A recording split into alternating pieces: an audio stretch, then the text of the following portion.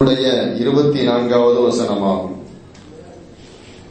அல்லாஹ் தஆலா இதில் சொல்ல வருவது என்னவென்றால், சொர்க்கத்தில் நுழையக்கூடிய சொர்க்கவாசிகளுக்கு சொர்க்கத்தில் சொல்லப்படுகிற வாழ்த்து செய்தி அல்லாஹ் தெரியப்படுத்துகிறான். சொர்க்கம் செல்லும் சொர்க்கவாசிகளுக்கு சொர்க்கத்தில் நுழையும் பொழுது சொல்லப்படுகிற வாழ்த்து செய்தியை அல்லாஹ் இந்த ஆயத்தில் தெரியப்படுத்துகிறான். அல்லாஹ் என்ன சொல்றான்? ஸலாமுன் அலைக்கும் பிமா ஸபர்தும், நீங்கள் பொறுமையை கடைபிடித்ததற்காக உங்கள் மீது சலாம் உண்டாவதாக, அல்லாஹ்வின் சமாதானம் உண்டாவதாக. ஃபனிஅம உக்பத்தார், எனவே உங்களுக்கு இது இந்த மறுமையின் வீடு மிகவும் நல்லது என்று அல்லாஹ் தஆலா சொர்க்கவாசிகளை பார்த்து மறுமையில் சொல்வானாம். அந்த கூட்டத்தில் நாம் அனைவரையும் சேர்த்தல் புரிவானாக. கணியத்திற்குரிய நல்லவர்களே, இங்கு அல்லாஹ் தஆலா ஒன்றை சொல்லுகிறான். ஸலாமுன் அலைக்கும் பிமா ஸபர்தும், நீங்கள் பொறுமையை கடைபிடித்தமைக்காக உங்கள் மீது சலாம் உண்டாகட்டும். துனியாவில் வாழும் பொழுது அந்த நல்லடியார்கள், அந்த மேன்மக்கள் பொறுமையை கடைபிடித்து அதை பின்பற்றி அல்லாஹ்வுக்கு பிடித்தமான முறையில் வாழ்ந்திருக்கிறார்கள். எனவே அல்லாஹ் தஆலா இங்கு பொறுமை என்பதை பிரதானமாக சொல்லி, பிமா ஸபர்தும், நீங்கள் பொறுமையோடு இருந்தமைக்காக ஸலாமுன் அலைக்கும், உங்கள் மீது சலாம் உண்டாகட்டும் என்று அவர்களுக்கு வாழ்த்து செய்தி சொல்லுகிறானாம். நல்லவர்களே, பொறுமை என்று சொல்லப்படுவது ஒருவனை சொர்க்கம் வரைக்கும் கொண்டு போய் சேர்க்கிறது என்ற ஒரு சிறு தகவல் இதன் மூலமாக நமக்கு கிடைக்கப் பெறுகிறது. அல்லாஹ் தஆலா இந்த ஆயத்தில் என்றல்ல, குர்ஆனில் பல்வேறு ஆயத்துக்களிலே பொறுமை குறித்து அல்லாஹ் தஆலா பேசுகிறான். ஆனால் பொறுமை குறித்து பேசுகிற பல்வேறு வசனங்கள், உதாரணமாக நமக்கு பரிச்சயமான ஒரு வசனம், யா அய்யுஹல்லதீன ஆமனூ இஸ்தாயினு பிஸ்ஸப்ரி வஸ்ஸலா, ஈமான் கொண்டவர்களே நீங்கள் பொறுமையை கொண்டும் தொழுகையை கொண்டும் அல்லாஹ்விடத்தில் உதவி தேடுங்கள். இன்னல்லாஹ மஅஸ் ஸாபிரீன், அல்லாஹ் பொறுமையாளர்களோடு இருக்கிறான். பேஷக் அல்லாஹ் தபாரக வ தஆலா சபர் கர்னே வாலோं के साथ है. சரியா? உருது தெரிஞ்சவங்களுக்கு புரியும். பாய் அமைதியா உட்கார்ந்துருக்காரு. ஏதோ எனக்கு தெரிஞ்ச சும்மா உருதுல பேசுறேன். கணியத்திற்குரிய நல்லவர்களே, அல்ஹம்துலில்லாஹ். அப்போ அல்லாஹ் தஆலா நிச்சயமாக பொறுமையாளர்களோடு இருக்கிறான். இன்னல்லாஹ மஅஸ் ஸாபிரீன், அல்லாஹ் பொறுமையாளர்களோடு இருக்கிறான். இன்னொரு ஆயத்தில் அல்லாஹ் தஆலா சொல்றான், வகஅய்யிம் மின் நபிய்யின் காதல மஅஹு ரிப்பியூன கதீர், எத்தனையோ நல்லடியார்கள் நபிமார்களோடு இணைந்து போர் செய்திருக்கிறார்கள். எத்தனையோ நல்லடியார்கள் நபிமார்களோடு இணைந்து தற்காப்பு யுத்தம் செய்திருக்கிறார்கள். ஈமானுக்காக, இஸ்லாத்துக்காக, இஸ்லாத்தை மேலோங்க செய்ய வேண்டும் என்பதற்காக அந்த நபியினுடைய உத்தரவுக்கு கட்டுப்பட்டு அந்த நல்லடியார்கள் நபிமார்களோடு இணைந்து போர் செய்திருக்கிறார்கள். ஃபமா வஹனூ லிமா அஸாபஹும் ஃபீ ஸபீலில்லாஹ், இருந்தாலும் அல்லாஹ்வினுடைய பாதையில் அவர்களுக்கு ஏற்படுகிற துன்பங்களுக்காக அவர்கள் தைரியம் இழக்கவில்லை. இருந்தாலும் அல்லாஹ்வினுடைய பாதையில் போர் செய்யும் பொழுது அவர்களுக்கு ஏற்படுகிற துன்பங்கள், பிரச்சனைகள், போர்னு சொன்னா எப்படிப்பட்டது தெரியும்? போர்னு சொன்னாலே உயிர் திரும்ப வராதுன்னு அர்த்தம். போர்னு சொன்னாலே உயிர் திரும்ப வரும். அதனாலதான் ஸல்லல்லாஹு அலைஹி வஸல்லம், நீ போரில் கலந்து கொண்டால் உங்களுக்கு சொர்க்கம் கிடைக்கும் என்று அழைப்பார்கள். போரில் கலந்து கொண்டால் உங்களுக்கு ஷஹீத் என்ற வருத்தமா இருக்கிறது என்று சொல்வார்கள். ஷஹீதுனா அங்க ஷஹீதான உனக்கு சொர்க்கம் தான், உயர்தரமான கூலிகள் அல்லாஹ்விடத்தில் இருக்கிறது என்று சொல்வார்கள். அவ போர் என்றாலே உயிர் திரும்ப வராது அப்படிங்கறது அர்த்தம். அப்ப அவ்வளவு பெரிய துன்பம் அவர்களை வந்து தொட்டாலும் கூட அவர்கள் தைரியம் இழக்கவில்லை. சஹாபா பெருமக்கள் என்ன செய்யலையா? தைரியம் இழக்கல. வமா தஅஹு வமஸ்தகானு, அவர்கள் பலவீனம் அடையவில்லை. அதே நேரத்திலே எதிரிகளை கண்டு பலவீனம் அடையவில்லை. வமா தஅஃபு, அவர்கள் பலவீனம் அடையவில்லை. எதிரிகளை கண்டு பணிந்திடவும் இல்லை. இங்க பொறுமைக்கு அல்லாஹ் விளக்கம் சொல்றான். பொறுமைக்கு அல்லாஹ் இங்க ஆயத்துல என்ன விளக்கம் சொல்றான்? அல்லாஹ் சொல்லிட்டு சொல்றான், வல்லாஹு யுஹிப்புஸ் ஸாபிரீன், இப்படிப்பட்ட பொறுமைசாலிகளை அல்லாஹ் விரும்புகிறான். பொறுமைன்னு சொன்ன நாம என்ன விளக்கி வச்சிருக்கிறோம் அப்படின்னா, பொறுமைனா சும்மா அமைதியா இருக்கிறது, கதவை சாத்திட்டு வீட்டுக்குள்ள உட்கார்ந்துக்கிறது, யார்கிட்டையும் பேசாம இருக்கிறது, பயந்து பயந்து வாழ்வது, இதுதான் பொறுமைக்கு நாம் சொல்லக்கூடிய இலக்கணம், இதுதான் நாம் சொல்லக்கூடிய விதிமுறை. எல்லா பொருளும் இதுதான். பொறுமைன்னு சொன்னா இதான், அமைதியா இருக்கிறதா பொறுமை அப்படின்னு சொல்லி. ஆனா அமைதியாக இருக்கிறது, இந்த மாதிரி இருக்கிறதா இருக்கு பாத்தீங்கன்னா, இது கோழைத்தனம் என்று இஸ்லாம் சொல்லும். அநீதங்களை கண்டு நாம பயப்படணுங்கிற அவசியம் இல்லை. உண்மையை மரியாதையோடு, மரியாதை கலந்த பயத்தோடு நாம் வரவேற்கலாம். நேர்மையை மரியாதை கலந்த பயத்தோடு நாம் அணுகலாம். சத்தியத்தை மரியாதை கலந்த பயத்தோடு அதை தொடலாம். ஆனா அநீதத்தை நாம அதை கண்டு பயப்படணுங்கிற அவசியம் இல்லை. காரணம் என்னன்னு சொன்னா, அநீதத்திற்கு அல்லாஹ் எப்பொழுதும் துணை செய்ய மாட்டான். அந்த எண்ணம் மூமின்களுக்கு முதல்ல வேணும். அநீதம் இருக்குது பாத்தீங்களா,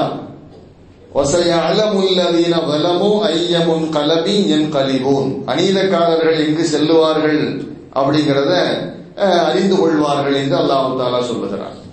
அநீதத்திற்கு என்றைக்குமே அல்லாஹ் உதவி செய்யவே மாட்டான். ஆனால் அநீதம் என்பது வேகமாக நம்மை தாக்குவது போன்று தெரியும். அதனால் சில பாதிப்புகள் கூட நமக்கு ஏற்படலாம். அநீதத்திற்கு, அசத்தியத்திற்கு ஒரு சக்தி அல்லாஹ் கொடுத்து வச்சிருக்கிறான்.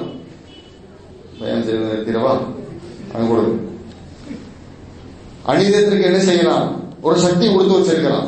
ஷைத்தான் எப்படிப்பட்டவன்? ரொம்ப பவர்ஃபுல்லானவன் ஷைத்தான். ஷைத்தான் என்பவன் ரொம்ப பவர்ஃபுல். ஷைத்தானுடைய வேலை துனியாவில் வேகமாக நடந்து கொண்டிருக்கிறது. இலங்கையில் நடக்கிறது, இந்தியாவில் நடக்கிறது, இந்தியாவில் உள்ள பல மாநிலங்களில் நடந்துகிட்டு இருக்குது, உலகம் முழுவதும் நடந்து கொண்டிருக்கிறது. அப்ப எவ்வளவு பெரிய சக்தி படைத்தவன் அந்த ஷைத்தான். அந்த ஷைத்தானில் சில பாதிப்புகள் இருக்கதான் செய்யுது, இல்லைன்னு இல்லை. ஆனாலும் அல்லாஹ் தஆலா அந்த ஷைத்தானை எதிர்ப்பதை இங்கு பொறுமை என்று சொல்கிறான். தீய சக்தியை எதிர்ப்பது, அதற்கு பணியாமல் இருப்பது, இதைத்தான் பொறுமை என்று இந்த ஆயத்து பேசுகிறது. இங்க பாருங்க, வீரமாக இருப்பது பொறுமை என்று பேசுகிறான். அல்லாஹ் என்ன சொல்றான்,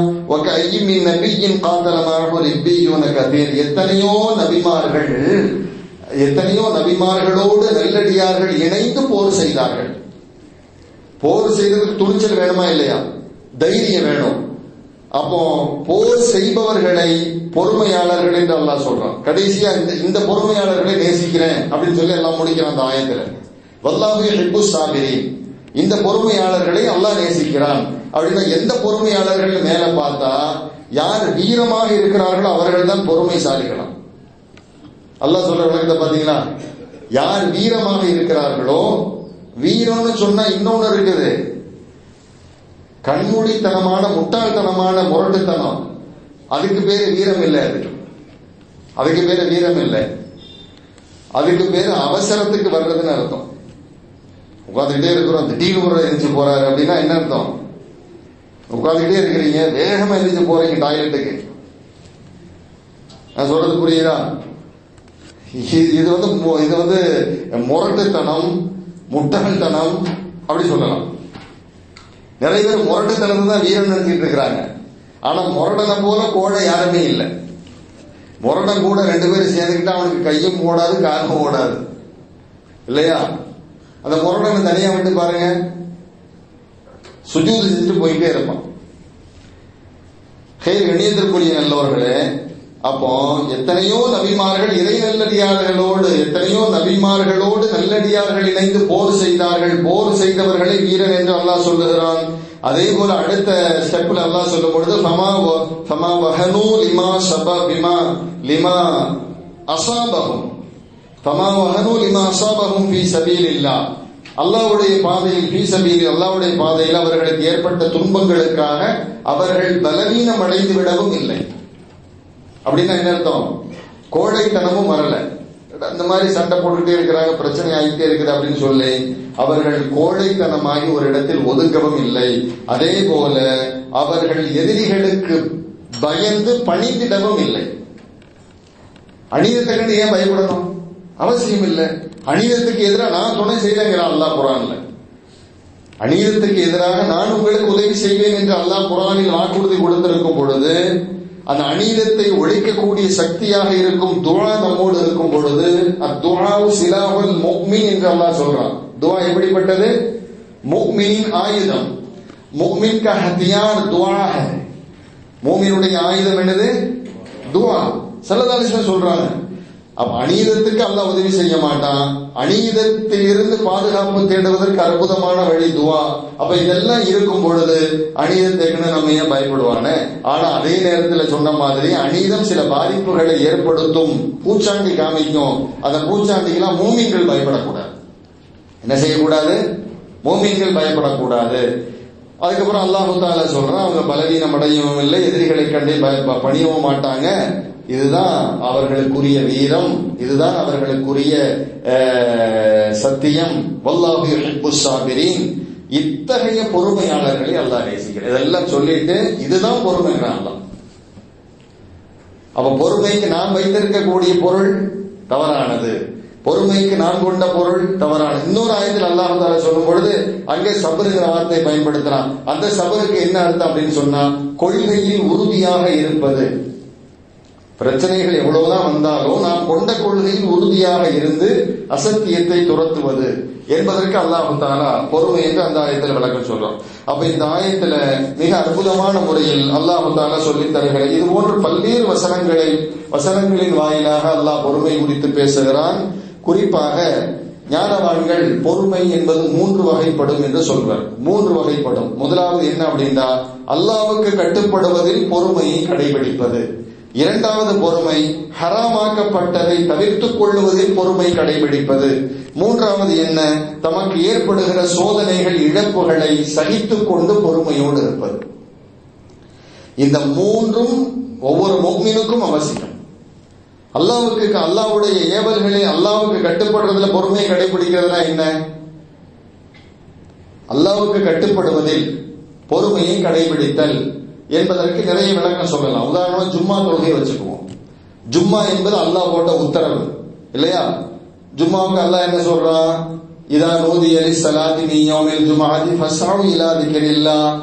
உங்களுக்கு அழைப்பு கொடுக்கப்பட்டால் ஜும்மாவுக்கு அல்லாஹ்வை தொழுவதற்கு திக்ர் செய்ய நீங்கள் விரைந்து பள்ளிக்கு செல்லுங்கள் அப்படிங்கிறான். அப்ப ஜும்மாவுடைய பாங்குக்கு முன்னதாகவே கடையை சாத்திட்டு வேகமா என்ன செய்யணும்? தொழுகை நடைபெறுகிற இடத்திற்கு வரணும். அப்படி ஜும்மாவுக்கு நான் தயாராகி கொண்டிருக்கும் பொழுது, கடையை மூடிட்டு இருக்கும் பொழுது ஒரு கஸ்டமர் வந்துட்டாருன்னு வைங்க. அவர் எக்கச்சக்கமா பொருள் வாங்குறவரா இருப்பார், நிறைய காசு கொடுத்து பொருள் வாங்கக்கூடியவரா இருப்பார். அப்ப இந்த முதலாளி என்ன செய்யறாரு அப்படின்னு சொன்னா, வந்துட்டீங்களா, வாங்க வாங்க வாங்க வாங்க, நாங்க தொழுகைக்கு போறோம், சரி பரவாயில்ல வாங்க அப்படின்னு கடைக்குள்ள கூப்பிட்டு உட்கார வைக்கிறார். சும்மா முடிஞ்சு போச்சு. இப்ப என்னாச்சு தெரியுமா? இவர் இறைவனுடைய கட்டளையை உத்தரவை நிறைவேற்றுவதில் பொறுமை கொள்ளவில்லை என்பது பொருள். இறை கட்டளையை நிறைவேற்றுவதில் பொறுமை கொள்ளுதல் என்றால் என்ன என்றால், அந்த கஸ்டமர் வந்தாரா இல்லையா, பிஸ்மில்லான்னு சொல்லி நீங்க பாருங்க, ஒரு 2 ரவுண்ட் அடிச்சுட்டு வாங்க, நாங்க பிரேயருக்கு போறோம், தொழுகைக்கு போறோம், தொழுகையை முடிச்சுட்டு வந்து உங்களுக்கு தர்றோம் அப்படின்னு சொன்னா சொல்லி பாருங்க, மறுக்க மாட்டாங்க. ஆனா நிறைய பேரு விட்டா போயிருவானே, அங்க போயிருவானே, இங்க போயிருவானே அப்படின்னு அந்த நேரத்தில் ஷைத்தானாகிறவர் உள்ளே புகுந்து கல்வை ஆட்டி பார்த்து கொண்டே இருப்பான். இவர் என்ன செய்வார் அப்படின்னு சொன்னா, இறை கட்டளையை நிறைவேற்றுகிற விஷயத்திலே இங்கு பொறுமை கொள்ளவில்லை. அதான் அல்லாஹ்வுக்கு கட்டுப்பட்டு நடப்பதிலே பொறுமை கொள்வது முதலாவது பொறுமை. இது போல பல்வேறு ஜகாத் கொடுக்கிறதா அப்படிதான், நோன்பு வைக்கிறதா அப்படிதான், இறை கடமைகளை நிறைவேற்றுவதும் அப்படித்தான். எல்லா விஷயத்திலும் பொறுமை. இரண்டாவது பொறுமை என்னன்னு சொன்னா, ஹராமை தவிர்த்துக் கொள்ளுவதில் பொறுமை. ஷைத்தானாகிறவன் ஹராமை கொண்டுதான் முஃமின்களை வழிகெடுப்பான். இங்க பாரு, இப்படி எல்லாம் எடுத்துக்கிட்டு இருந்தா நீ சரிப்பட்டு வரமாட்டா, குறுக்கு வழியில போய் பணம் சம்பாதினா அல்லாஹ் ஷைத்தான் ரூட்டு போட்டு கொடுப்பான். வட்டிக்கு விட்டு காசு சம்பாதின்னு ஷைத்தான் ரூட்டு போட்டு கொடுப்பான். நீ இந்த மாதிரி திருட்டுத்தனம் பண்ணுன்னு சொல்லுவான். அப்போ அந்த ஷைத்தான் நம்முடைய கல்வில் சில ஊசலாட்டங்களை ஏற்படுத்துகிற பொழுது, ஹராமை நோக்கி செல்கின்ற ஷைத்தான் பாதையை திறக்கும் பொழுது, இல்லை இல்லை அது ஹராமாயிற்று, மார்க்கம் அதை ஹராமாக்கி இருக்கிறது, அதை செய்ய மாட்டேன் என்பதிலே பொறுமை கொள்வது. மூணாவது ஒன்று இருக்குது, தமக்கு ஏற்படுகிற சோதனைகள், இழப்புகள். சோதனை என்பது திடீரென்று வரும், இழப்புகள் என்பது எதிரிகளின் மூலமாக வரும். இந்த 2 விஷயத்திலும் பொறுமை காத்து ரப்பிடத்துல துஆ செய்யும். இந்த 3 விதமான பொறுமை யாரிடத்தில் இருக்கிறதோ, அல்லாஹ் குர்ஆன்ல சொல்றான், இந்த 3 விதமான பொறுமை எவர்களிடத்தில் இருக்குமோ அவர்களுக்கு நான் தருகிற பரிசு என்ன தெரியுமா? அவர்தான் தலைவர். அல்லாஹ் பேசுறான். என்ன பேசுறான் தெரியுமா? வஜஅல்னா மின்ஹும் அய்யிம்மத்தன் யஹ்தூன பிஅம்ரினா லம்மா ஸபரு வ கானூ பிஆயாத்தினா யுகினூன். அவர்கள் பொறுமையாக இருந்து நம்முடைய வசனங்களை நம்பிக்கொண்ட பொழுது நம்முடைய உத்தரவுப்படி நேர்வழி காட்டும் தலைவர்களை அவர்களிலிருந்து நாம் உருவாக்குவோம்.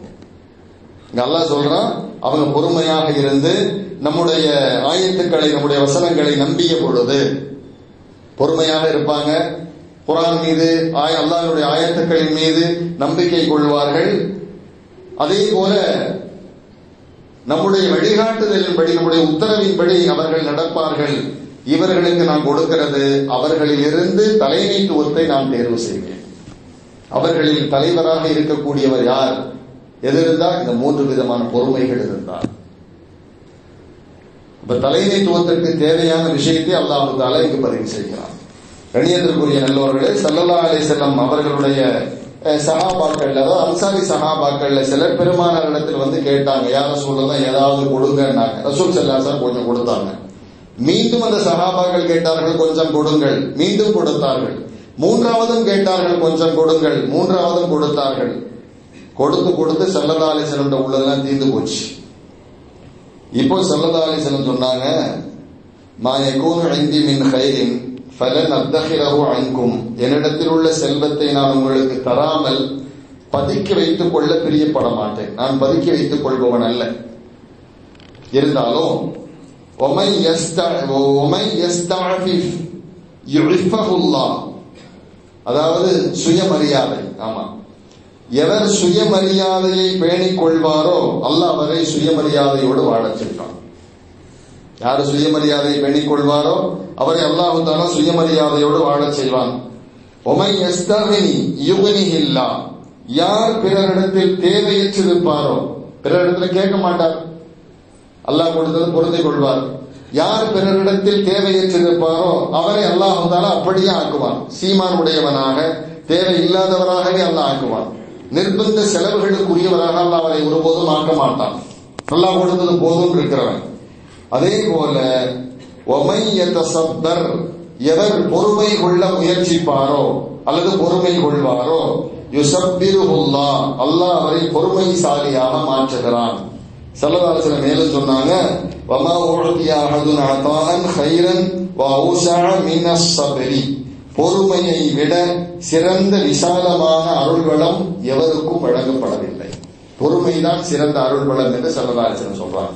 இந்த ஹதீஸ்ல பல தகவல்கள் இருக்குது. அதுல ஒண்ணு என்ன அப்படின்னா, ஸல்லல்லாஹு அலைஹி வஸல்லம் சொல்றாங்க, பெருமானார்ட்ட அன்சாரிகள் கேட்டாங்க, ரசூலுல்லாஹ் கொடுத்தாங்க. ரெண்டாவது கேட்டாங்க, கொடுத்தாங்க. மூணாவது கேட்டாங்க, கொடுத்தாங்க. கொடுத்துட்டு சொன்னாங்க, இங்க பாருங்கப்பா, என் உள்ளெல்லாம் தீர்ந்து போச்சு, உங்களுக்கு கொடுக்காம இல்லைன்னா நான் அப்படி பதுக்கி வைக்க கூடியவன் அல்ல. இருந்தாலும் சுயமரியாதையோட கொஞ்சம் இருங்க, அடிக்கடி யாசிக்காதீங்க. யாசிக்கிறவங்க இருக்கிறாங்க பாத்தீங்களா, யாசிக்க கூடியவர்கள் உண்மையாளர்களும் உண்டு, அது வேறு விஷயம். உண்மையாளர்கள் ஓயாமல் யாசிப்பதில்லை. யாசிக்க கூடியவர்கள் யாசித்து அதன் மூலமாக ஒரு லாபத்தை பெற்றுக் கொண்டார்கள் என்று சொன்னால் அவர்கள் காலம் முழுவதும் அல்லாஹ் யாசிக்குமாறு வச்சிருவோம். யாரை பார்த்தாலும் எதையாவது சொல்லி எனக்கு அதை கொடுங்க, அதை கொடுங்க, அப்படி இருக்கு, இப்படி இருக்கு, அது இருக்குது, ஏதாவது சொல்லிட்டே இருப்பாங்க. இப்படி செய்து செய்து இப்படி சொல்லி வாங்குறதுனால இலகுவாக கிடைச்சிடும். ஆனா பரக்கத்து இருக்காது அப்படிங்கிறது அங்க தெரியாது. முசீபத்து சேர்ந்து கொண்டிருக்கும் என்பது தெரியாது. உமர் ரலியல்லாஹு அவர்கள் இப்படி அடிக்கடி யாசிப்பவர்களை கண்டால் அந்த யாசித்த பொருளை பிடுங்கிக் கொண்டு நரகத்தின் நெருப்பை நீ சேமித்து வைத்திருக்கிறாய் என்று திட்டி அவர்களை விரட்டி அடிப்பார்களாம், யாசகர்களை கண்டார். ஆனா உண்மையான மிஸ்கின்களுக்கு உதவி செய்ய வேண்டும் என்பது வேறு விஷயம். ரமலானுடைய காலத்துல நிறைய பேர் வர்றாங்க, இது யார் உண்மையாளர் பொய் அப்படிங்கிறது நமக்கு தெரியாது.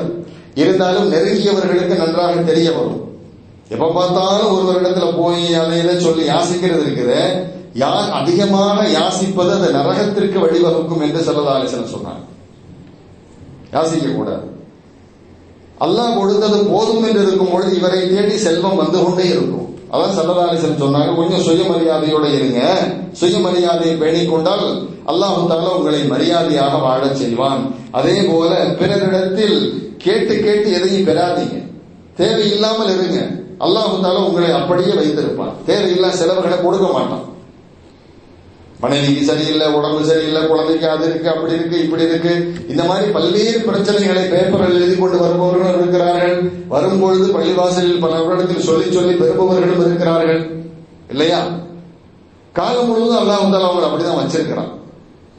இது வந்து ஒரு மோசமான ஒரு பழக்கம் என்பதை ரசூலுல்லாஹி ஸல்லல்லாஹு அலைஹி வஸல்லம் சொல்றாங்க. அதே நேரத்தில் இன்னொரு ஹதீஸ்ல பெருமானார் சொல்வார்கள், லைஸல் மிஸ்கீன் உள்ளதி தருத்துஹுல் லுகுமத வல் லுகுமதான் வத்தம்ரத வத்தம்ரதான்.